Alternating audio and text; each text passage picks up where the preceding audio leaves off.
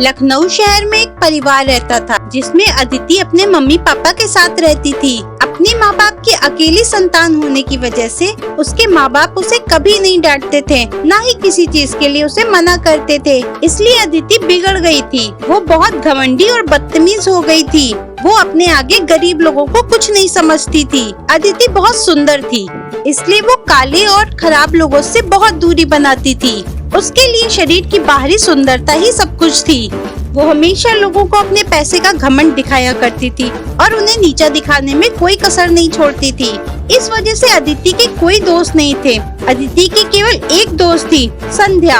संध्या सीधी लड़की थी। संध्या के पापा अदिति के पापा की कंपनी में काम किया करते थे। संध्या को अदिति की बहुत सी बातें गलत लगती थी, लेकिन कहीं अदिति के पापा संध्या के पापा को नौकरी से निकाल न दें, इस कारण संध्या अदिति को कभी कुछ नहीं कहती थी और उसका गलत कामों में भी साथ दिया करती थी। पर अदिति कभी कभी उसे भी नीचा दिखा देती थी, जो संध्या को बिल्कुल अच्छा नहीं लगता था। पर संध्या उससे कुछ नहीं कहती थी। अदिति और संध्या दोनों एक ही कॉलेज की स्टूडेंट थी, पर अदिति क्लास को बंक करके मौज मस्ती और दूसरे स्टूडेंट का मजाक उड़ाया करती थी, जिस कारण संध्या भी क्लास नहीं कर पाती थी और उसका पढ़ाई में बहुत नुकसान होता था। एक दिन अदिति और संध्या दोनों कॉलेज आ रही थी, तभी कॉलेज का गार्ड अदिति से टकरा गया। अदिति को इस पे बहुत गुस्सा आया। तब अदिति बोली, तुम गरीब लोग साइड में नहीं रह सकते क्या? तुम्हारे छूने से मेरे कपड़े गंदे हो गए। गार्ड को ये बात बहुत बुरी लगती है। वो कहता है, बेटा तुम ही बीच में आई हो, तुमने ध्यान नहीं दिया। तब अदिति कहती है, देखो ज्यादा मत बोलो, ज्यादा बोलोगे तो प्रिंसिपल से भी कंप्लेन कर दूंगी। तुम जानते नहीं हो मेरे पापा कौन है। 2 मिनट लगेगा तुम्हारी जॉब लेने में मुझे। चलो जाओ यहाँ से। गार्ड भैया उदास हो जाते हैं और वो कुछ नहीं बोलते हैं और चुपचाप वहाँ से चले जाते हैं। जब अदिति की उस गार्ड से बहस हो रही थी, तब उसी की क्लास के 2 स्टूडेंट राहुल और मोहन दोनों वहाँ पे खड़े होके अदिति की बातें सुन रहे थे। मोहन को अदिति बहुत अच्छी लगती है और वो उससे दोस्ती करना चाहता है, पर इससे पहले मोहन अदिति से कुछ बात कर पाता, अदिति और संध्या कॉलेज में चले जाते हैं। फिर राहुल और मोहन भी कॉलेज में चले जाते हैं। थोड़ी देर बाद राहुल और मोहन कैंटीन में बैठे थे। तब मोहन राहुल से कहता है, यार आज सुबह जो लड़की देखी थी, मुझे वो लड़की बहुत अच्छी लगी, मैं उससे दोस्ती करना चाहता हूँ। तब राहुल कहता है, मुझे लगता है वो 3rd ईयर की स्टूडेंट है, तू उससे बात कर ले। मोहन कहता है, अरे यार लेकिन एक प्रॉब्लम है, वो लड़की बहुत सुंदर और अमीर लग रही थी, क्या मुझ जैसे गरीब लड़के से वो दोस्ती करेगी? तब राहुल मोहन को समझाता है, अरे यार तू अपने आप को गरीब क्यों मानता है, मैं हूँ तो तेरे साथ, और वैसे भी तूने कॉलेज में टॉप किया है, कितनी ही लड़कियाँ तेरे पास सामने से आती हैं कि मुझसे दोस्ती कर लो। और तो और कॉलेज की तरफ से तुझे फॉरेन कंट्री पढ़ने भेजा जा रहा है, तेरा फ्यूचर बहुत ब्राइट है। मोहन को राहुल की बातें बहुत अच्छी लगती हैं। ठीक है यार, मैं इससे दोस्ती करता हूँ, जा जा बात कर। भी वहाँ पे अदिति और संध्या भी आ जाते हैं। मोहन तुरंत अदिति के पास जाता है और उससे कहता है, हेलो मेरा नाम मोहन है, मैं भी 3rd ईयर का स्टूडेंट हूँ, तुम मुझे बहुत अच्छी लगती हो, तुम मुझसे दोस्ती करोगी? अदिति को उसकी बातें अच्छी नहीं लगती हैं। खुद मोहन से कहती है, तुम्हें लगता है मैं तुम्हारे जैसे लड़के से दोस्ती करूंगी? तुम कितने गरीब लग रहे हो, कितने गंवारों वाले कपड़े तुमने पहने हैं। मैं ऐसे लड़के से दोस्ती नहीं करना चाहती जो इतना गरीब हो। मुझे देखो, मैं कहाँ और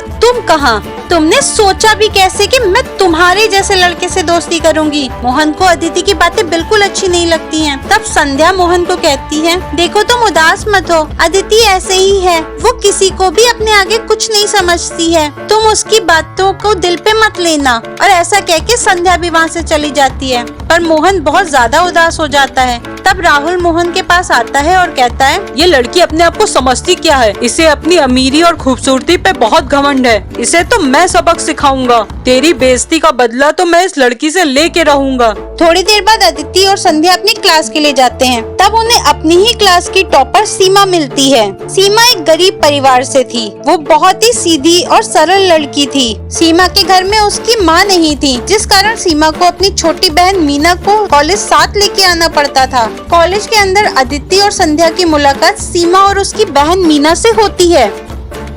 अदिति हमेशा की तरह उस पे कमेंट करने लगती है। गंवार कहेंगी। मीना को अदिति की बात सुन के गुस्सा आ रहा था। तब सीमा उससे कहती, तुम्हें मुझसे क्या प्रॉब्लम है? मैंने तुम्हारा क्या बिगाड़ रखा है? तुम मुझे क्यों परेशान करती रहती हो? तब मीना कहती है, देखो मेरी बहन को तुम कुछ मत कहो। अदिति को मीना की बात पे गुस्सा आ जाता है और वो सीमा को धक्का दे देती है, जिसकी वजह से सीमा नीचे गिर जाती है। मीना को इस पे बहुत गुस्सा आता है और मीना अदिति को कहती है, ली दीदी पढ़ाई में बहुत अच्छी हैं। आप खुद तो कुछ है नहीं, ना खुद पढ़ती है ना दूसरे को पढ़ने देती हैं। आप तो अपने पापा के पैसों पे पास होती हैं, वरना आप तो पास भी ना हो पाए। अदिति को मीना की बातें लग जाती हैं और वो बोलती है, तुम्हें ऐसा लगता है कि तुम्हारी बहन मुझसे ज्यादा तेज है पढ़ने में? तो ठीक है, इस बार क्लास में फर्स्ट मैं आऊंगी। मैं तुम्हारे चैलेंज को एक्सेप्ट करती हूँ। इतना कह के अदिति और संध्या वहाँ से चली जाती हैं। थोड़ी देर बाद अदिति संध्या को कहती है, देखो मैंने उसका चैलेंज एक्सेप्ट कर लिया है और मैं किसी भी कीमत पे हार नहीं सकती। अब क्लास में मुझे ही फर्स्ट आना है। 2 दिन में एग्जाम शुरू हो जाएंगे। हमें एग्जाम पेपर चुराना होगा ताकि एग्जाम पेपर में जो क्वेश्चन आने वाले वही मैं याद कर लूं और मैं फर्स्ट आ जाऊं। तो हमें ये काम कॉलेज बंद होते ही करना होगा। संध्या बहुत ज्यादा डर जाती है। मैं इस काम में तुम्हारा साथ नहीं दूंगी अदिति, और ये बहुत गलत है। अगर सीमा से ज्यादा नंबर लाने हैं तो हमें पढ़ाई करनी चाहिए, और तो और अगर हम पकड़े गए तो हमें एग्जाम भी नहीं देने को मिलेगा और हमें पूरा साल दोबारा से पढ़ना पड़ेगा। तब अदिति संध्या को कहती है, देखो संध्या तुम्हें मेरा साथ देना ही होगा, नहीं तो मैं पापा को कोई ना कोई बहाना बना के कह दूंगी कि तुम्हारे पापा को नौकरी से निकाल दे।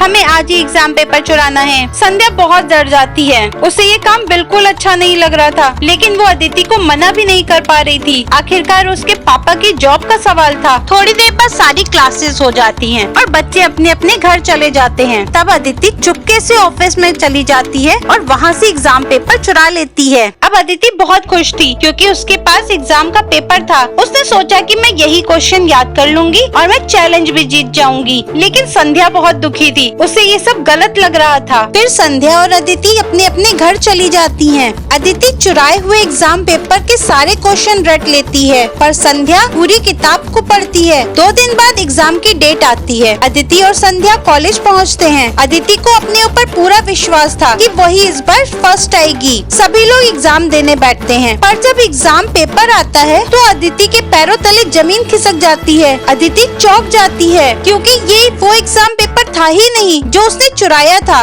उसके चुराए हुए एग्जाम पेपर का एक भी क्वेश्चन इसमें नहीं आया था और अदिति ने कुछ भी और नहीं पढ़ा था। अदिति बहुत परेशान हो जाती है। वो आसपास कोशिश करती है कि कोई उसे क्वेश्चन के हल बता दे, पर उसकी मदद कोई नहीं करता है। अदिति एग्जाम पेपर के क्वेश्चन का एक भी आंसर नहीं देती है और पूरी कॉपी खाली छोड़ के आती है। एग्जाम हॉल से बाहर आते समय अदिति बहुत दुखी होती है। अदिति संध्या को कहती है, ये वो एग्जाम पेपर था ही नहीं जो मैंने चुराया था। मैंने एक भी क्वेश्चन नहीं किया है। मैं तो इस बार फेल हो जाऊंगी। पर ये कैसे हो सकता? पर ये एग्जाम पेपर चेंज कैसे हो गया?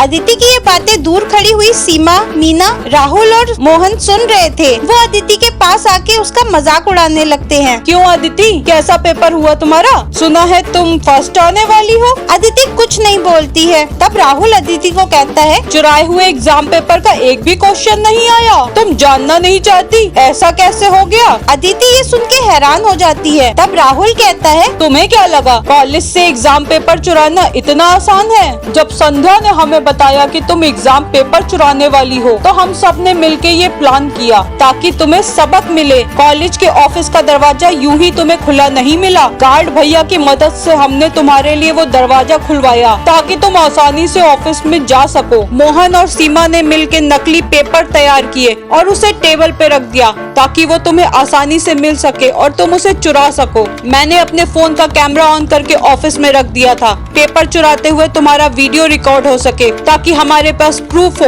और हमारे पास तुम्हारा पेपर चुराता हुआ वीडियो रिकॉर्ड भी है। हम इसको सोशल मीडिया में डाल देंगे क्योंकि तुम किसी की रिस्पेक्ट नहीं करती हो। तुम्हें सबक सिखाना जरूरी था। कॉलेज में तुम्हारी बदनामी होगी क्योंकि तुम फेल होगी। लोग तुम्हें फेलियर कह के चिढ़ाएंगे, तब तुम्हें पता चलेगा कि दूसरों की भी रिस्पेक्ट करनी चाहिए। अदिति ये सुन के बहुत उदास हो जाती है। उसकी आंखों से आंसू गिरने लगते हैं। वो कहती है, आप सब लोग मुझे माफ कर दीजिए।